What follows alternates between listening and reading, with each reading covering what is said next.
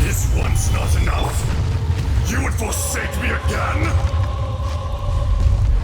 If that is what you choose to believe, so be it. He who bears the weight of memory is destined to shoulder the burden of truth, as it ought to be.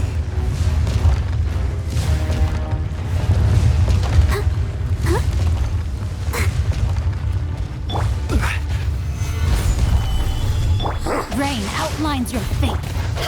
Higher, higher, hands on fire!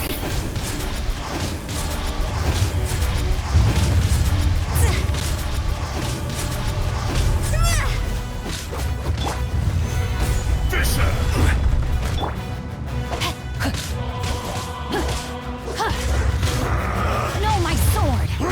Morax! You think you can destroy me?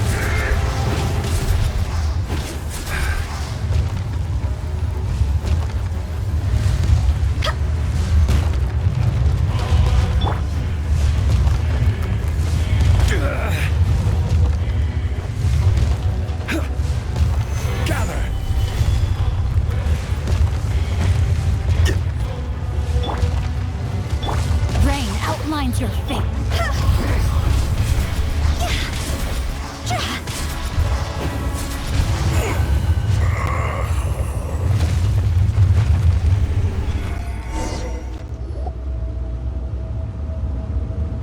Morax, 1,000 years after you sealed me underground, you return for the second time.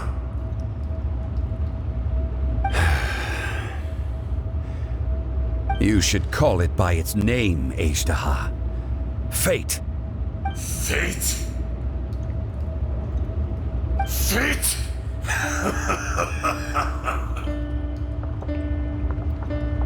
So here lies the wisdom of the gods. Destroy all deemed redundant. Enlist tyrants to ravage the wilderness. No. You have forgotten. That voice! Azhdaha. Huh? Kunjun? Morax. It's been a while. You're... Azhdaha. The very same. During the battle, you imbued us with your power. Yes, it was all I could manage. Forgive me for concealing the truth, traveler. There were things that only became clear to me upon reaching this tree. Allow me to elaborate. I am not Azhdaha the whole, but a fragment. Heaven and earth, yin and yang, opposing forces. You can consider the existence of me and the Azhdaha you see there to be a reflection of such polarities. We are a schism of the will of Azhdaha. So there are two Azhdahas? No, it can't be. That's impossible. When the seal loosened, your power manifested in this world as a child. With this new identity, you were able to vent about the forces that suppressed you. But would anyone listen? Would they even care? That's when it occurred to you. The loosening of the seal constituted an opportunity to strike back. Kidnapping the miners was all in aid of digging to the entrance to the seal itself. Your plan was to launch an attack on both ends, from outside and within, thereby fully destroying the seal. The audacity! Are you insane? If you truly are a part of me, how is it you find yourself standing on the side of the betrayer? I was another power awakened with the loosening of the seal. Too weak to reincarnate, but strong enough to possess a human body. I was barely conscious. I couldn't remember who I was. Only the past would elicit a reaction from me. But my aim was clear. Find Morax and aid him in stopping you. I had sensed that something was amiss when you mentioned Dragonfall. Had your power been but a little stronger, I would have recognized you. Don't blame yourself. I have changed beyond all recognition. Only when I touched the stone tablet did I truly remember. It's been so long. A secret beyond all comprehension of youthful humanity and ancient dragonkind. Morax, do you want to tell the tale? There would be no harm in it. The decision is yours. You haven't changed. Then allow me. Azhdaha was once a friend and ally of the Geo Archon, Morax, with a lifespan far exceeding that of mankind. However, that which is derived of the Earth is no more or less than the Earth itself. The memories of rocks do not last long. Those memories that survive are rooted in powerful emotion. But as time passes, so these memories fade into obscurity. Erosion is the world's greatest destroyer of memories. Erosion ground Azhdaha's consciousness into oblivion. Slowly, he forgot the face of his old friend, and his memories of defending Liyue Harbor disintegrated. Azhdaha, now incomplete, became irascible, aggressive. What would you expect? It was humanity that attacked the ley lines that sustained me. This much is true, which is why you attacked the chasm, why you waged war against Morax. In the beginning, in order to open up new territory and increase production, the citizens of Liyue came to the mountains to mine. Overexploitation caused the ley lines to quake, which brought untold suffering to us.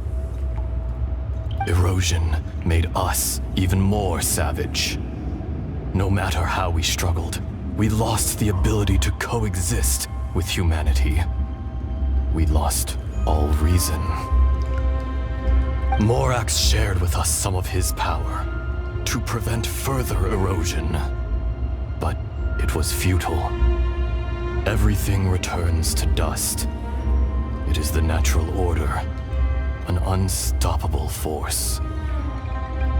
And so, we became you. And from your will, I emerged.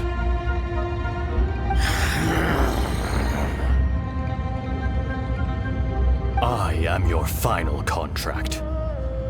Witness the promise between Azhdaha and Morax. You can hate me, but you cannot deny me. No! No! I am the remnants of Azhdaha's benevolence, the echo of a contract set in stone. I harbor a willingness to go further, a willingness to coexist peacefully with mankind. No, no! It is I, Azhdaha, forged of elemental crystal, bearer of the weight and memories of the earth, older than the mountains and the oceans at the sides. I will not swear allegiance to this insect. Morax is not an insect. A lord over insects is nothing but an insect in turn. You forgot yourself. Nobody held Morax in higher regard than you or I. That which you have forgotten, I hold here in my heart. If you are the memory of the Earth, then I am the memory of coexistence. Of coexistence with humanity. All powers under heaven, rise and fall of land and sea. A star appears within the wild.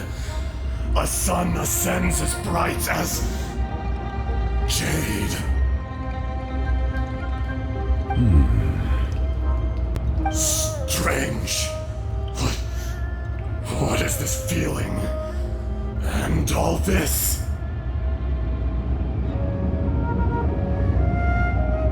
You are spent, and I will soon disappear. Before I do, heed these words. In the wilderness, snow falls on a spring day. In an instant, it will melt. Even where it is fleeting and leaves no trace. Even where it will never fall again. No! That isn't true! I don't accept this as fate! Perhaps it isn't, but it remains an inevitable misfortune. More axe! The little girl vanished!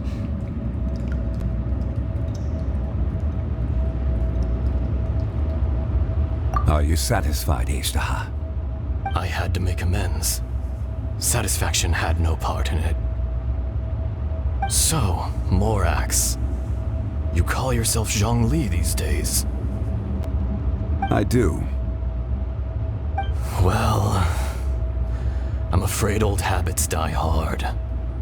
To me, you're Morax. As you please. I never did forget your gift of sight. I hardly lifted a finger. Think nothing of it. And yet, you could see.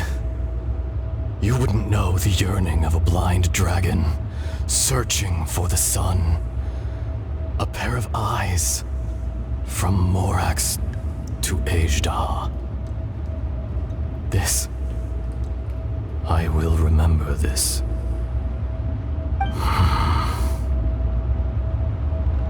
Your power is nearly spent. Perceptive as always, my friend. Shall we get going, you and I? Surely the pressing matter is still that of the miners trapped outside the seal. Indeed. Hence the need to get going. To fix the damage left in your wake. Straight down to business as always. Let's go.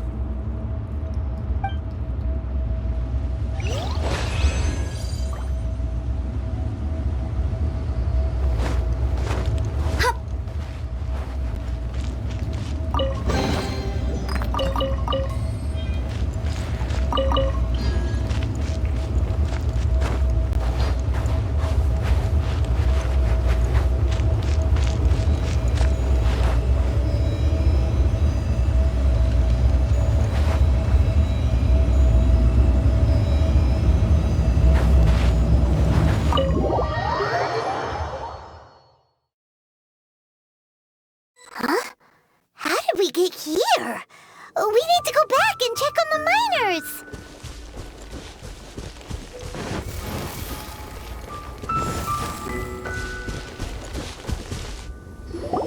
So there you are.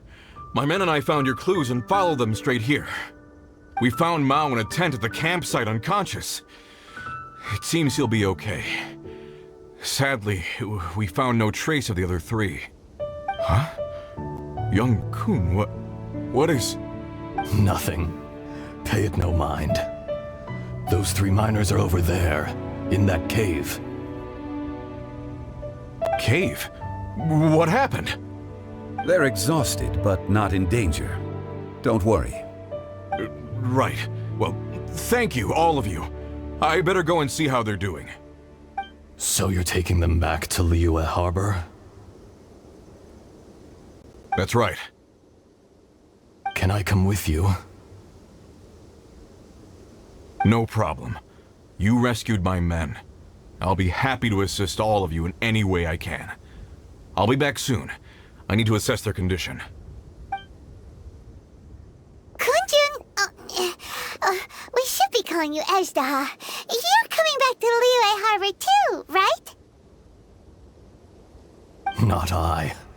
Merely this body. Once I'm gone, the true owner will accompany the miners back to Liyue. Kunjun hails from a family of famous artisans. He too will be famous in time. It would be a shame for someone of his talent to go missing. You always did have a great admiration for blacksmiths. Curious how swords and daggers are blind, yet their creators see so much. Perhaps empathy is mankind's proudest achievement after all. Ezda, I am no longer the Geo Archon. I can sense it. Today I am just an ordinary citizen of Liyue. Even you met such a fate. Let's get the difficult part out of the way. I cannot guarantee that I won't be awoken a second time. No matter. If that day comes to pass, Liyue must prepare itself to face you. And how will Liyue fare without Rex Lapis? Even without a god above, this remains a nation of men. I was once their god. I ought to be here to witness their rise and fall. All life is shaped and then ground away by the endless flow of time. You were always the strongest among us. Yet, it would seem that even you have been eroded. That's unimportant. Fate is ordained by heaven. Even if our mission had already concluded, it would be cowardly not to strike out on the road of departure. You may live forever, doomed to a lonely existence. Yet, even this is temporary. When you reach the end of time, those people, those past and future relationships predetermined by fate, they will be waiting for you. I do not pretend to match your rhetoric when it comes to the subject of a life long lived. I fear that the life of an elemental being is longer than any in this world. Were it not so, you would have killed me long ago, and would not be having to face me again now. You've brought a smile to my face. When all is said and done, a reunion between old friends is an auspicious occasion. That day in the chasm, did you hesitate? A heart of stone is a heart nonetheless. But I am the god of contracts, and was for a time a god of the people of Liyue. You chose justice, but did not forsake your kindness. You came to me not as an assassin, and so I was willingly sealed away. The movements of the Earth Dragon can tremble the earth and shake the heavens. With your abilities, even at my full strength, I struggled to confront you, let alone seal you away. Hence my inception. Do not forget that I was there with Liyue's founder. The face may have changed, but the content of the contract remains intact. Old friend, god of contracts, I hereby honor our agreement.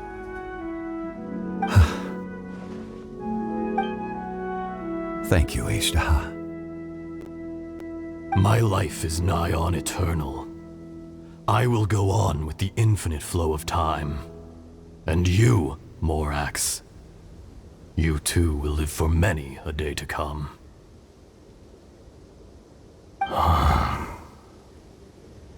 You're leaving? If it is fated, Morax, we will meet again.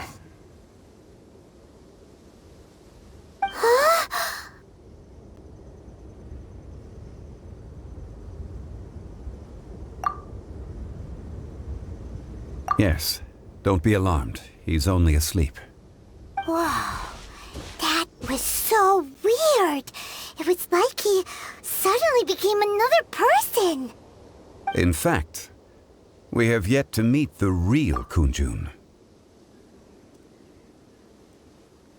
He was. Centuries may have passed since then, but events from 1,000 years ago remain crystal clear in my mind.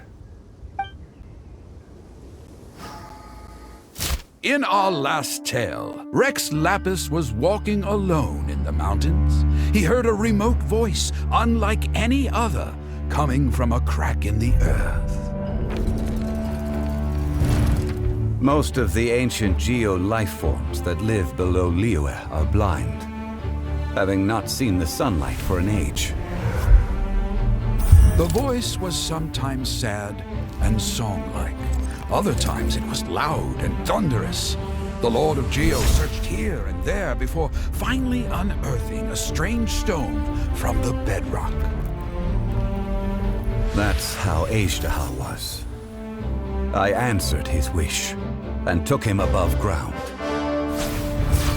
The Lord of Geo took pity on the rock spirit and carved it into a magnificent work of craftsmanship, a vivid representation of a dragon. I bestowed him with a pair of eyes to see the world and came to an agreement with him. With his fingers, he made 2 eyes, quicker than words could tell. Lightning flashed and thunder roared, and a living, breathing dragon soared into the clouds. I agreed to let him live among the people above ground. But if the day ever came when he brought ruin to order, he would once again be sealed in the dark. The dragon accompanied the Lord of Geo, fighting campaigns alongside him in the 4 corners of the world. We have a saying to eulogize these events. The crash of a spear brought billowing dust. The mountains and waters made way at the sound. The sight of a dragon bestowed with a touch the promise of rainwater blessing the ground.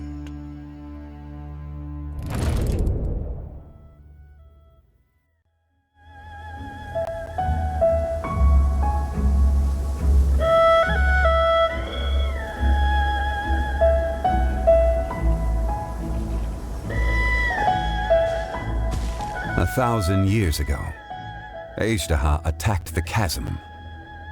I tried to obstruct him, fighting him tooth and nail down the length and breadth of the mine. Finally, I brought him down and sealed him underground. During that battle, Dragonfall was born. Azhtahar could sense the stone. Subconsciously, he wanted to use it to find me. Despite being the victor, I could not claim to be stronger than he, and in his heart, he still retained an ounce of goodwill towards me, towards Liyue, towards life above ground. He was willing to be sealed away, but as the erosion set in, he forgot. Even I cannot avoid it. But there is something I understand better than most. When the door opens, it is time to leave. The greater the power, the greater the danger erosion may bring about. The millennia may come and go, but even a stone may tire, personally sealing away an old friend. This is just one form of erosion I have endured. People abandon and surrender the things they love to pursue the right path. Perhaps this is the erosion imposed on me by the heavenly principles. But I was a god of mankind. My identity may change, but my eyes will bear witness to the history of humanity. You still care a lot about Liyue. Call it part of my duty. I must thank you both. No worries. Oh? About what? Oh, yeah.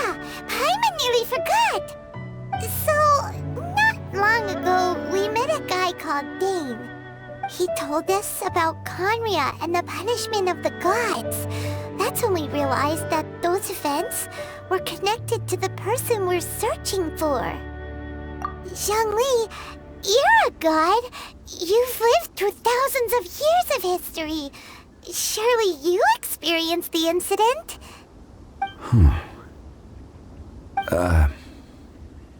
I cannot say.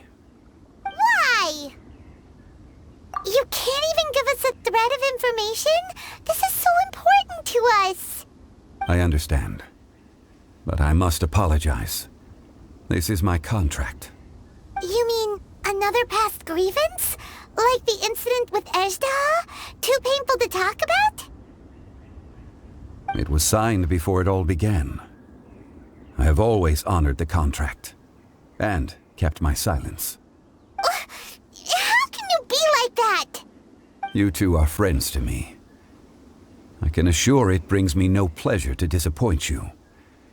But as the god of contracts, I cannot go back on my word. Would you be ready to find out? It appears your understanding of this world continues to grow. There are many events of ages past, many secrets that lie hidden. They have been eroded by time, forgotten by the people, abandoned. But you are capable of finding them and bringing them into the light. Those who come to witness will witness. Those who are born to remember will remember. If you take the same road as that person, there may be more difficulties ahead. But as long as you firmly believe that you are on the right path, everything has meaning.